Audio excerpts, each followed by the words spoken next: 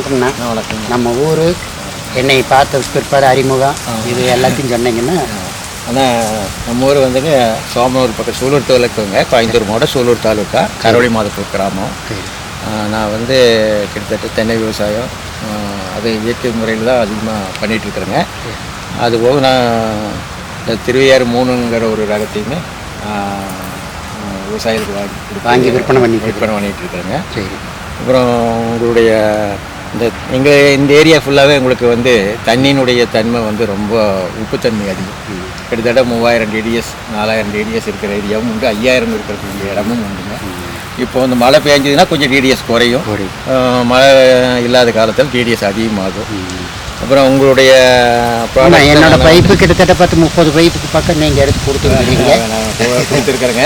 அது வந்து நான் வந்து முதல்ல அதை போட்டு எனக்கு சார்ந்தவங்க எல்லாம் அதனுடைய அனுபவ ரீதியாக அவங்க எவ்வளோ நல்லா இருக்குதுன்னு சொல்லி அந்த இதில் தான் நான் எல்லாருக்குமே ரெக்கமெண்ட் பண்ணி, அப்புறம் இன்றைக்கி வந்து விவசாயிகளுக்கு வந்து பொருளாதார ரீதியாகவும் கம்மியான குறைவான இதில் நீங்கள் கொடுத்து பண்ணிகிட்ருக்கிறீங்க.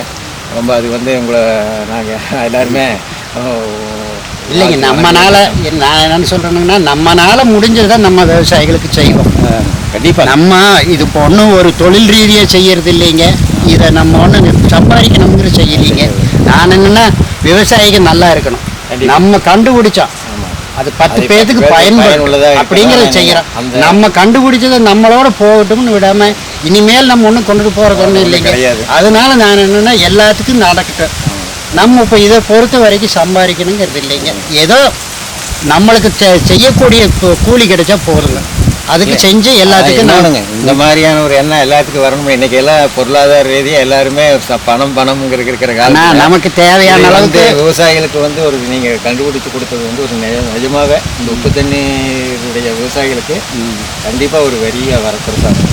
கிட்டத்தட்ட 1.5 வருஷமாக கொடுத்துட்டு இருக்கோம் பாருங்க. இப்போ இன்னைக்கு பேட்டி எடுத்தது எல்லாருமே 1.5 வருஷம் 2 வருஷத்துக்கு முந்தைய கொடுத்தவங்களுக்கு தான் இப்போ இன்னும் எல்லாத்தையும் பேட்டி எடுத்துகிட்டு வந்திருக்குது.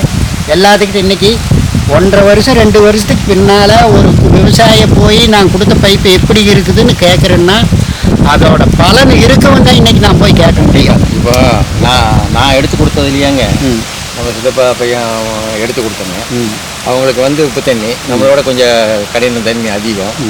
அதில் வந்து அவங்க துவைச்சால சோப்பு நுரைக்காது. இது போடுறதுக்கு பின்னாடி அவங்க மிஸ்ஸஸ் சொல்கிறா அப்படி தம்பியுடைய சம்சாரம், ஆனால் மாமா இது ரொம்ப அருமையாக இருக்குதுங்க, இந்த சோப்பு நல்லா நுரைக்குது, இந்த மணத்தக்காளி கீரை போட்டோம்னா மழை பெஞ்சாதான் முளைக்கும். இப்போது இந்த தண்ணி இது போட்டதுக்கு பின்னாடி நேரடியாகவே அதுலேயே முளைக்குது. அப்படிங்கும்போது இதனுடைய தன்மை அதுலேயே புரிஞ்சுக்கலாம்.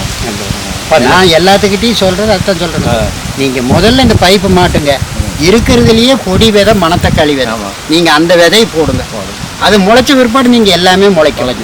மணத்தக்காளி விதை முளைக்குதுன்னா உப்பு தண்ணி நல்ல தண்ணி எப்படி பண்ணுதுன்னு நீங்கள் கேட்பீங்க. அந்த நல்ல தண்ணி போகாமல் மணத்தக்காளி முளைக்காது. நான் உப்பை நல்ல தண்ணி பண்ணுன்னு சொல்லலை, உப்பு மேலே பிரித்து கொடுத்துருது உப்பு போகிற மண்ணில் மேலே தண்ணி மட்டும் வேருக்கு போகும். அவ்வளோ எங்கள் பகுதியில் இன்னொன்று என்னங்க, முதல்ல சோளம் பயிரிட்டா மேந்தண்ணியே கட்ட மாட்டேங்க, மேந்தண்ணி கட்டினா கருகி போகும். ஆனால் இன்னைக்கு அது இந்த மாதிரி இது அன்னைக்கு எங்களுக்கு கிடைக்கல, ஆனால் இன்னைக்கு கிடைச்சிருக்கு. இன்னைக்கு சோளம் போடுறதுக்கு ஆள் இல்லைங்க, சோளம் விவசாயம் பண்ணுறது இல்லை.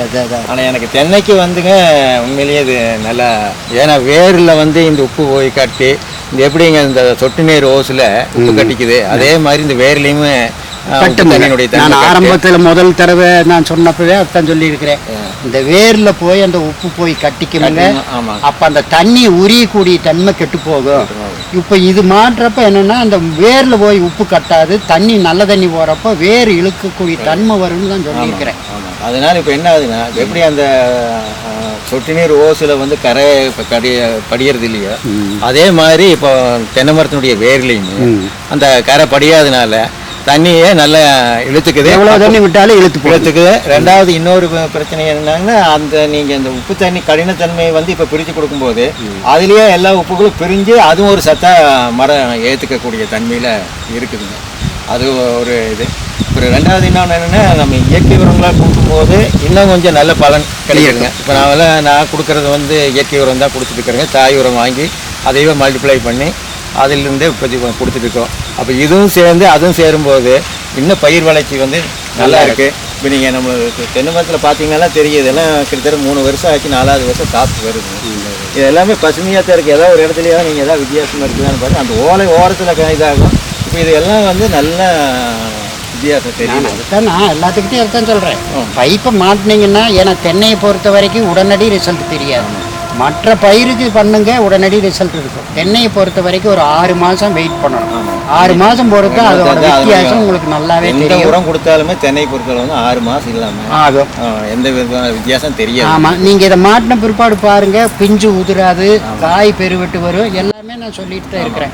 அதாவது பிஞ்சு உதிர்னாங்க 100% இல்லை, அது உதிரும். அது எப்படி உதிர்னாங்க, சில காலநிலைக்காக, அது காலநிலை மாற்றத்தில் ஒரு பாலை வெடிச்சு வெளியே வருதுன்னா இன்னுடைய கிளைமேட் கண்டிஷனுக்கு அது ஒத்து வந்ததுன்னா அது அந்த பாலை பிஞ்சு நிற்கும்.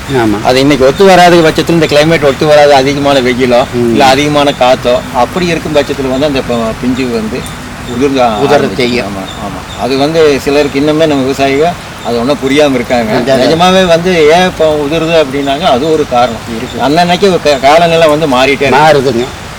வெயில் அதிகமாக இருந்தால் குளிர்காலத்தில் குளிர் இல்லை, குளிர்காலம் தாண்டி குளிர் வருது. ஆமாம், வெயில் காலத்தில் வெயில் காலம் தாண்டி வெயில் வருது. ஆமாம், எல்லாமே மாறுபட்ட காலம் வரும்போது அது மாறுபடுது.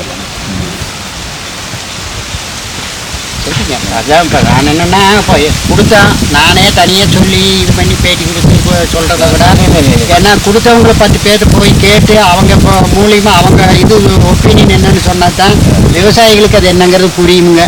நம்ம சொல்லிகிட்டே இருந்தால் அது என்னம்மா அவர் சொல்கிறாரு கேட்குறவங்க கொடுக்கணுங்க இருக்குங்க. அது ஆமாம், ஏன்னா நாமளே அது பலமாக சொல்லிக்கிறோம், தன்னை இது தற்புகழ்ச்சி பண்ணிக்கிறாங்க. ஆமாம் அப்படின்னு சொல்லுவாங்க. உண்மையிலேயே வந்துங்க, நான் வந்து அதனுடைய பலனை அனுபவிச்சவங்களுக்கு அதுதான் தெரியுமுங்க. அதனால இப்போ நீங்கள் என்னன்னாங்க, இங்கே மட்டும் இல்லைங்க, மைசூரில் நம்மளுக்கு கர்நாடகா சாம்ராஜ் நிறைய தோட்டம் இருக்குதுங்க. இப்போ அங்கேயும் கூட நாங்கள் வந்து அங்கே உப்பு தண்ணி இல்லை, கம்மியான டிடிஎஸ் இருந்தாலுமே இந்த லேட்டரல் உப்பு படிகிறது வந்து நீ படிக்கக்கூடாது அப்படிங்கிறதுக்காகவே அது வாங்கி இப்போ அங்கே டெஸ்ட்டு கொடுத்துருக்குறேங்க. இன்னும் 4-5 பேர்த்துக்கு உப்பு தண்ணி இல்லாதவங்களுக்கும் இந்த லேட்டரல் உப்பு படியுது, நாங்கள் வந்து ஆசிட் விட்டுருக்குறோம் அப்படின்னு சொன்னவங்களுக்கெல்லாம் நான் இதை போடுங்க, உங்களுக்கு இயற்கையாகவே இந்த உப்பு அதில் படிஞ்ச உப்புமே போயிடும், இனி படியாமல் இருக்கும், இந்த இது ஆசிட் விட வேண்டிய விஷயம் அது வராது அப்படிங்கிறது கூட நான் சொல்லியிருக்கேன். இப்போ எப்படின்னா, உங்களுக்கு ஒரு வருஷம் ஆச்சு முதல் பைப்பு நீங்கள் எடுத்துகிட்டு வந்து அதுக்கு பின்னால் இன்னைக்கு கிட்டத்தட்ட 10-30 பைப்புக்கு மேலே எடுத்து கொடுத்துட்டீங்க. எல்லாத்துக்கும் ஒவ்வொருத்தருக்கு 4 தடவை தோட்டத்துக்கும் வந்து எடுத்து கொடுத்துட்டீங்க. இருந்தாலும் உங்களுக்கு என்ன, அடுத்தவங்களுக்கு நீங்கள் எடுத்து கொடுக்குறீங்க அப்படின்னா அதோட பலன் இருக்கவும் தான் நீங்கள் அடுத்தவங்களுக்கு எடுத்து கொடுக்க முடியும். நான் சொல்லி கொடுக்கறது வேற, என்னையும் கேட்கறத விட நீங்க எடுத்து கொடுத்தீங்கன்னா உங்களை தான் கேட்பாங்க கண்டிப்பாக எப்படி இருக்குதுன்னு. ஏன்னா அவங்க இன்னைக்கு உங்களுக்கு பலன் உங்ககிட்ட எப்படி இருக்குன்னு அவங்க சொல்லுங்க, எனக்கு எப்படி தெரியுங்க. மணத்தக்காளி கீரை போட்டு மழை பெஞ்சா தான் முளைக்கும், இந்த தண்ணியில முளைக்காது. இது மாட்டின பின்னாடி எங்களுக்கு மணத்தக்காளி கீரை முளைச்சிருக்குது அப்படின்னு சொல்லும்போது அது உங்களுக்கு ரொம்ப வரவேற்கத்தக்க ஒரு பலன் அதில் கிடைச்சதுனால சரி அப்படின்ட்டு இப்போ காலையில இருந்து கிளம்பணுங்க. சரி, நான் அவரையும் வர சொல்லி சரி எல்லா பக்கம் அப்படி ஒரு எல்லாம் ரொம்ப சந்தோஷங்க. அது எங்கள் தோட்டத்துக்கு நீங்கள் வந்து ரொம்ப இல்லை அப்படி இல்லைங்க. நானே இதான் நல்லதை நம்ம செய்கிறோம், 4 பேர்த்த பார்த்து சொல்லி இது பண்ணுவோம், அவ்வளவுதானே ஒழிய நான் கொடுத்துட்டு இன்னைக்கு 1 வருஷம் 1.5 வருஷத்துக்கு பின்னால் வந்து நான் எப்படி இருக்குதுன்னு கேட்குறேன்னு அந்த தைரியம் முதல்ல வேணும். ஆமாம், கண்டிப்பாக பொருளை கொடுத்துட்டு கொடுத்தா நம்ம கடமை முடிஞ்சதுன்னு இருக்கிறத விட அதை கொடுத்து அதோட பலன் எப்படி இருக்குன்னு கேட்டால் தான் தெரியல. தென்னம்பிள்ளை கொடுக்குறேன்னாங்க, இருவேரமும் கொடுத்தவங்க எல்லாத்துக்குடைய ரிசல்ட்டு நீங்கள் எனக்கே வந்து அந்த இருவேரமூணு ரிசல்ட் எல்லாம் வந்துங்க தெற்கு மேற்கு ஏரியாலெல்லாம் வந்து கோயம்புத்தூருக்கு மேற்கெல்லாம் நல்லா இருக்குதுங்க அப்படின்னு சொல்லி திரும்பவும் அந்த கொடுங்க இவ்வளோ கன்று வேணும்னு தான் வாங்கிட்டு போயிட்டு இருக்கேன் சொல்கிறேன். அது மாதிரி தான் யாரு ஏன்னா நான் ஒரு விவசாயி ஏமாற்ற மாட்டேன். அதுதான் ஒரு இது. சரிண்ணே, வணக்கம்.